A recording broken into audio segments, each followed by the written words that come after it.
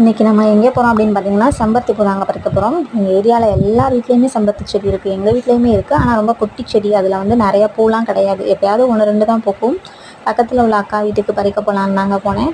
நிறையா இருக்குது அவங்க வீட்டில் செம்பருத்தி பூ, பார்க்கவே அழகாக இருந்துச்சு. மல்லிகைப்பூ செடி, கனகாமர செடி, செம்பருத்திலேயே 2 வச்சுருக்காங்க, ஒத்த செம்பருத்தி அடுக்கு செம்பருத்திலாம் வச்சுருக்காங்க.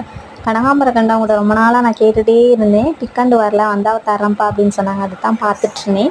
ஃபைனலாக எல்லா பூவையும் பறிக்காமல் கொஞ்சம் செடியில் ஒரு 1-2 அழகாக இருக்கட்டும் அப்படின்னு சொல்லிட்டு பாதியை மட்டும் பறிச்சுட்டு வந்தாங்க. நிறையாவே பறிச்சுட்டு வந்துட்டேன்.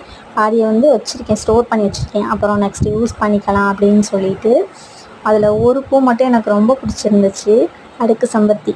அது மட்டும் சும்மா பறிச்சுட்டு வந்தேன். பறிச்சுட்டு வந்தாச்சுங்க. இதில் என்னென்னா வெந்தயம், மருதாணி, வேப்பலை, கற்றாழை, செம்பருத்தி இலை.